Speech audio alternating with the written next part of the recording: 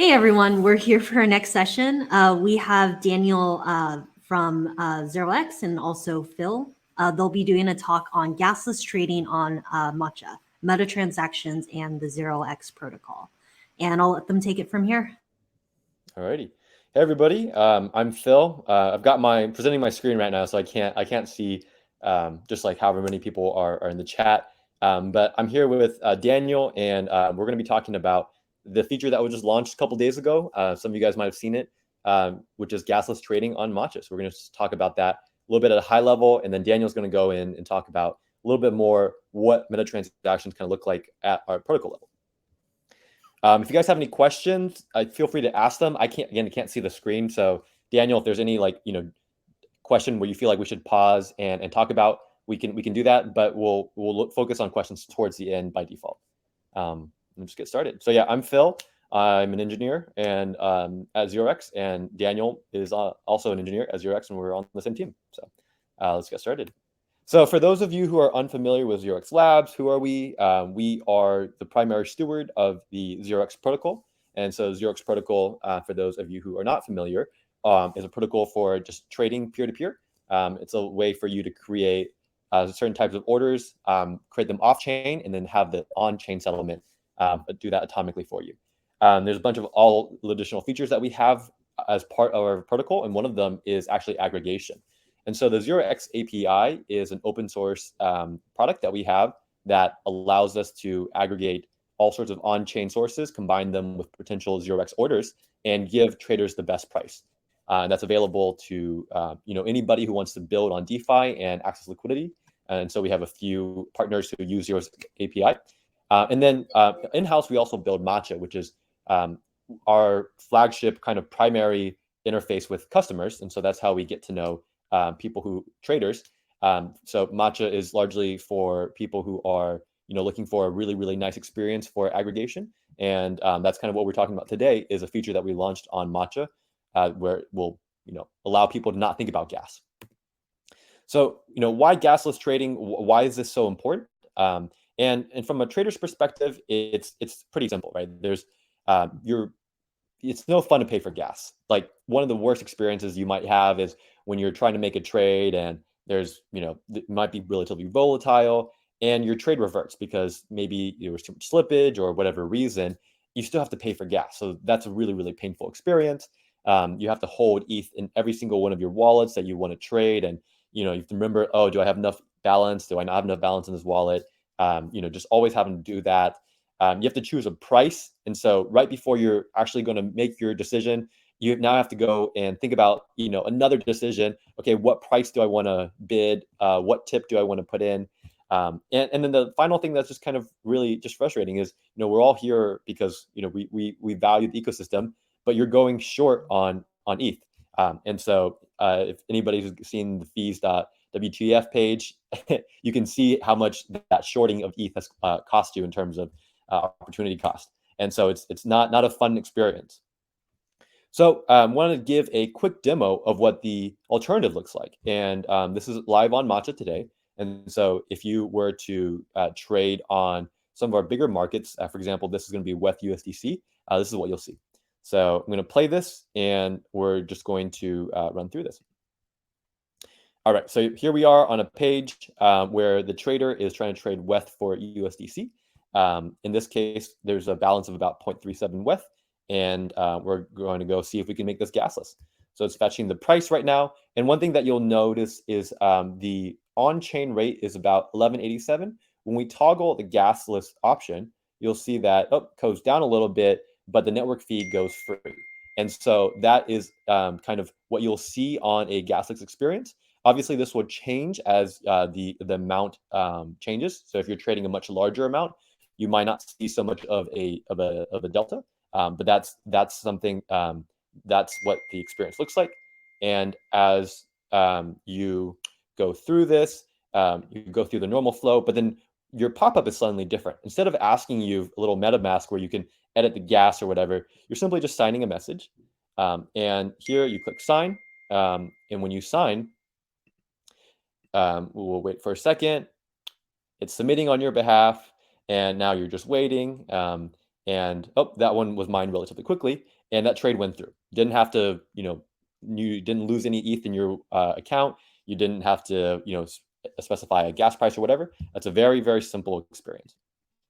So we want to talk about some of the other benefits of gasless trading. Of course, we talked about the user experience, no gas on reverts, no fiddling with the gas price, no anxiety with time. You just, as soon as you sign it, you're done. You don't have to choose anything.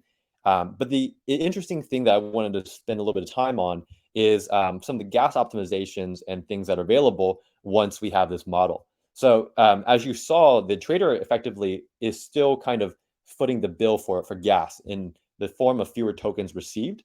However, what's really interesting is that as we focus on gas optimizations and certain things to make it easier or more gas efficient to swap, we can pass those gas optimizations back to the trader. That's not something that most traders have the ability to do. And so being able to, it's almost like economies of scale and different types of gas optimizations that are available with this model. And what's perhaps most interesting is the economics of the pricing change with this setup. And this is the part that we're not going to dive too much into. But what's interesting is on the other side of these gasless trades is a market maker. And with this model, market makers have a lot of less uncertainty. And when they have a lot less uncertainty, or more certainty, I should say, they can offer better prices. And so now you're getting the best prices from market makers, whereas previously you weren't getting their best price because they had to account for this risk. And so given all of this, we're really excited. The user experience is better. And eventually the pricing can be tighter and tighter and tighter in ways that we weren't able to do otherwise. So that's at a high level what gasless trading is like. And if you guys have any questions, we'll look at them towards the end. But now Daniel's going to come in and talk about the more technical details of what this looks like in our smart contracts.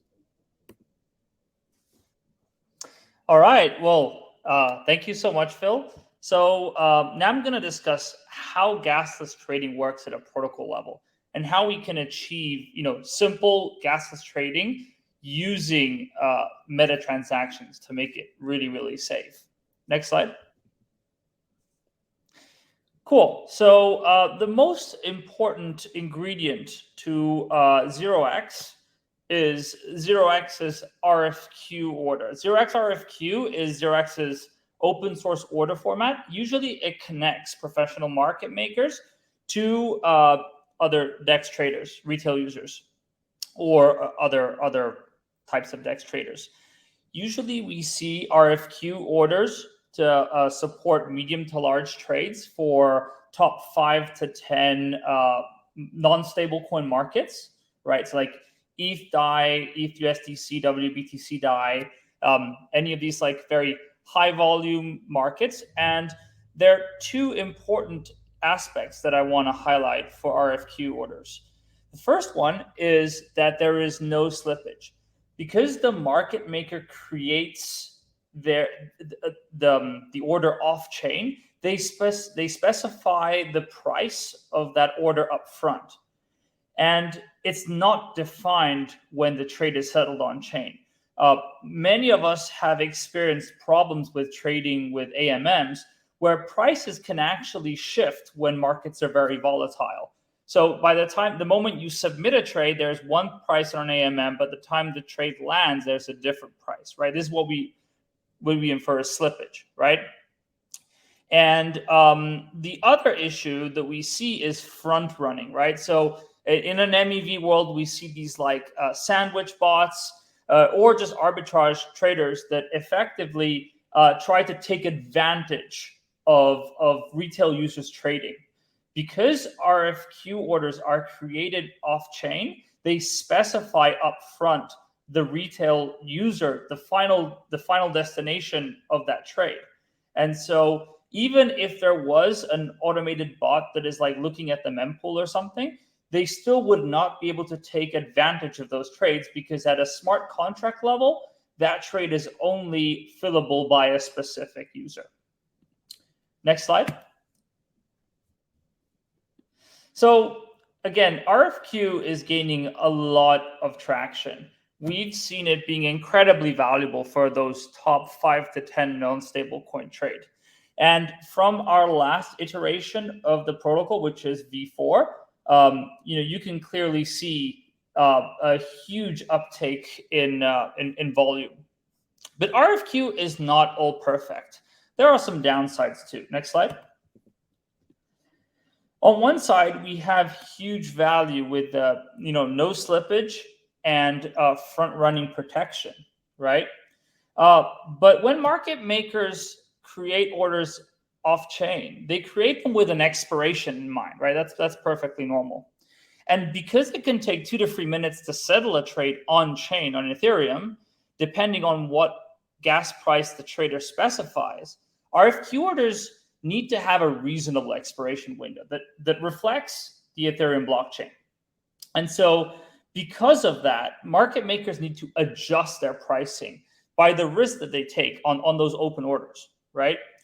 And those orders in general, they are time sensitive.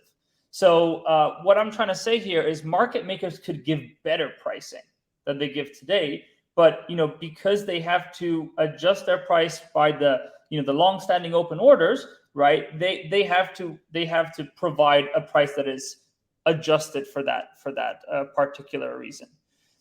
The second thing is because retail users sometimes submit trades with very low gas prices, we see RFQ orders revert. When RFQ orders revert, they cause a terrible user experience for the customer, right? For the Matcha user. And so what we do is we create something called a fallback. So when an RFQ order reverts, we fall back to Uniswap. And because we fall back to Uniswap, you're not getting a final revert on your trade on Matcha. On Matcha, a retail user just still gets the best user experience. However, because we fall back to Uniswap, right, we need to add extra gas-heavy operations to make that happen. And so what I'm trying to say here is, again, because of the expiration, right, RFQ orders cost more than what they should, what they could be. Next slide.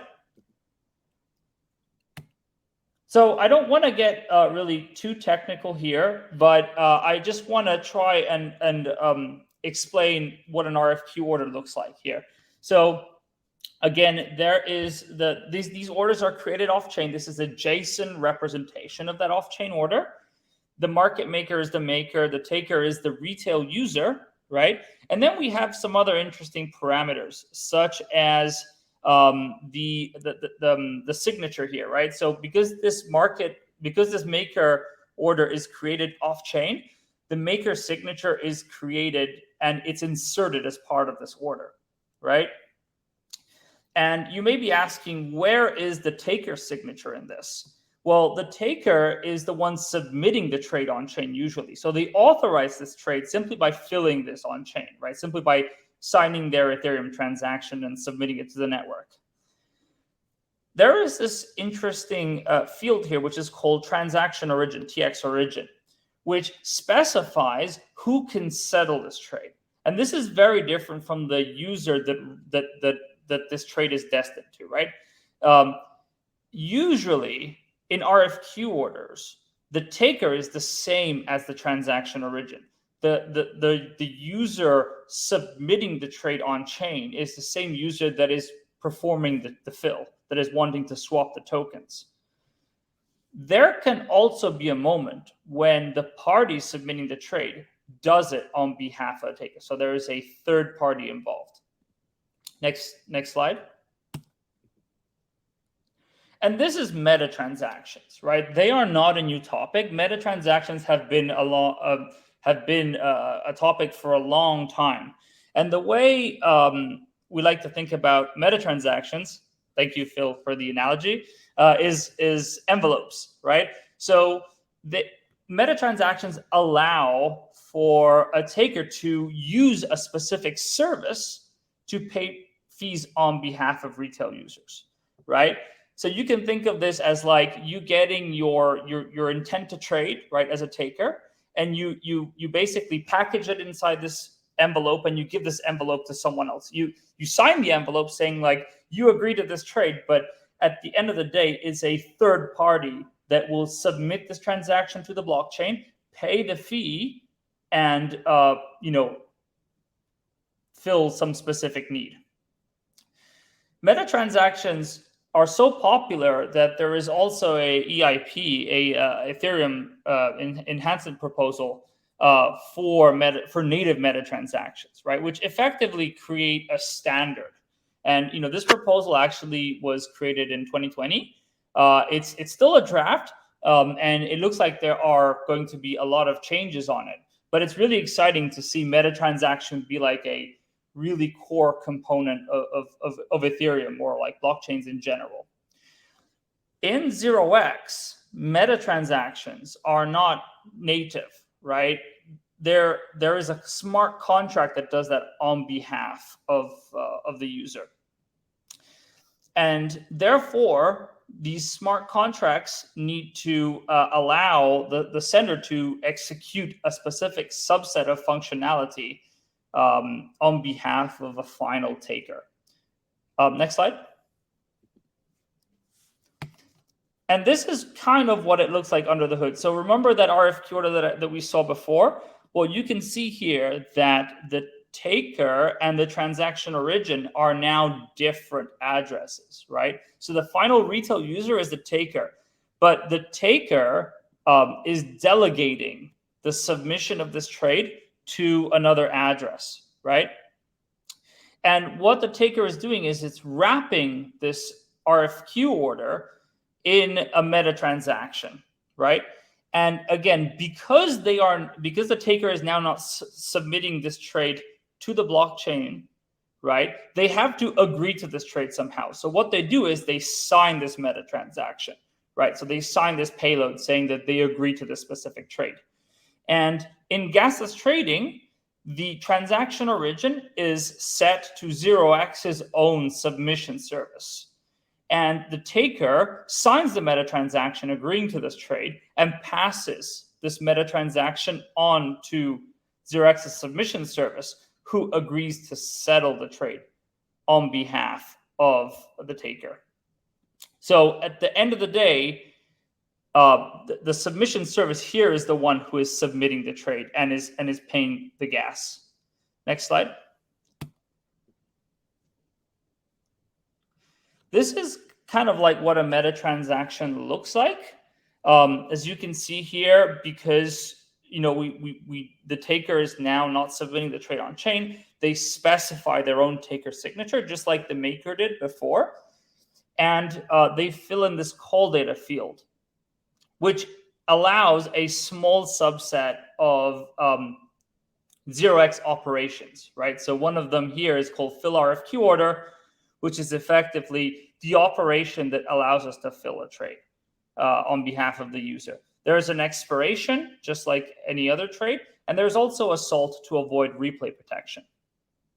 So why have I talked to you, why I tried to understand meta transactions? Well, I want to go back, next slide. I want to go back to those two pitfalls that I was talking to you before with RFQ, right? I was saying that because of expiration, market makers needed to adjust their price, and because of expiration, we had to create a more gas-heavy order to account for fallback. Well, both of these problems are solved with Gasless Trading. With Gasless Trading, 0x's submission service is the final the final entity submitting these trades on chain. So makers know when a trade is going to be filled up front, right? This allows them to provide the best pricing and to reduce their risk and have more certainty over their trades. And finally, because 0x is incredibly good at submitting 0x trades, RFQ orders do not revert, and therefore are a lot more gas efficient, because we can really remove that fallback operation from our contracts. And on top of that, we'll be able to get this gas down soon a lot more. No spoilers, but yeah, we'll be able to really reduce the pricing of our gas operations because of Gasless Trading, and again, send those send more value back to the final customer at the end. Next slide. Well, we really hope that you would kind of enjoy this presentation. We're just at the beginning of what Gasless Trading can do. We just released this product a week ago, actually like 2 days ago. So we're pretty hyped about this. Like it's just like a big product that we've been working on. Incredibly proud of what we've built, but also like really need your feedback. So go to matcha.xyz/gasless. Try your own meta transaction. That'd be exciting. You'll really see the user experience is just really nice. Like it feels so smooth. And again, we'll have a lot more exciting gas improvements to come soon. A huge thank you to everyone in 0x and outside of 0x who have helped make Gasless Trading possible. And we also have another engineer, which is David, which couldn't make this presentation because there's too much of us, but too many of us. But David, you're awesome. If you want to work with us, if you're interested in, this is the cool thing about 0x is we work entirely across the stack. We work on smart contracts, API layer, front ends, infrastructure. So we are all over the place. If you're really interested in the intersection of off-chain and on-chain worlds, come and work with us. We have some open roles. Please feel free to reach out to myself or to Phil. We are hiring. And we are excited to answer some questions. Thank you. Yeah, thank you guys so much for this. This was great. So if you guys have questions, please drop in the chat. We're going to wait a minute or two before we transition just to see if anything comes through.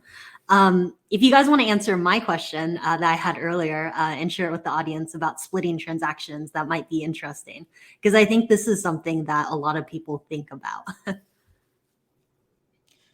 Do you want to get that, Phil, or do you want me to get that? Either way, yeah, I think what we had talked about was just like it really will depend on just the smart contract level support on can you reiterate my question first, just so that the audience knows?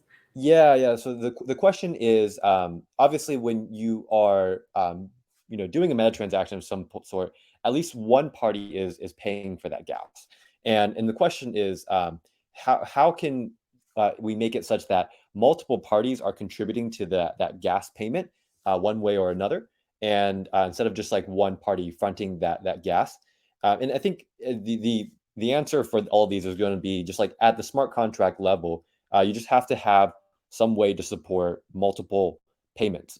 And right now, for 0x contracts, there is a way for the person who is submitting the meta transaction to potentially recoup some of the gas in terms of the form of a token swap. But right now, it really depends on just like does each smart contract support that kind of payment.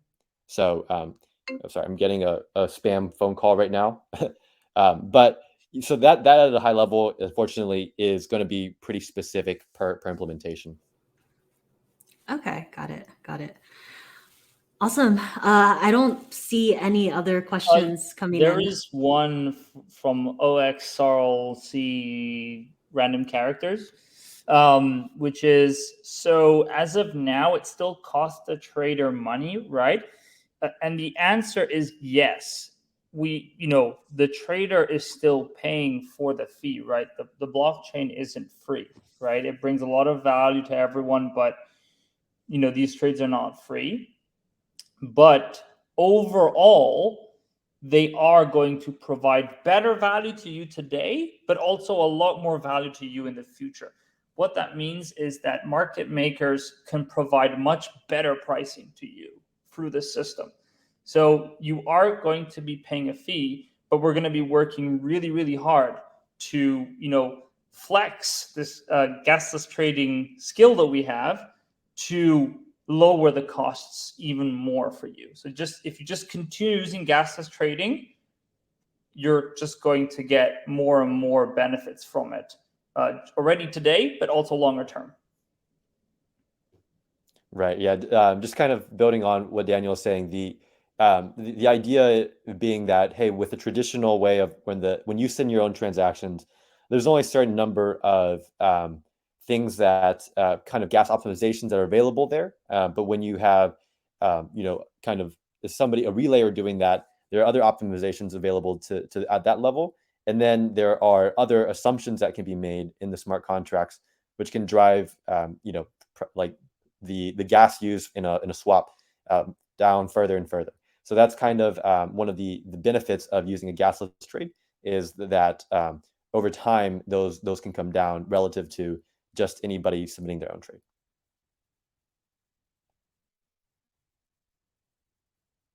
I also just want to highlight that the user experience is what really excites me. The fact that we try to we really are trying to onboard more and more people to DeFi, right? But I think like a huge barrier is still like there's complexity with that, right? So meta transactions do reduce that complexity and some of like the anxiety around like what fee should I set, and just allow for more retail users to get onboarded too.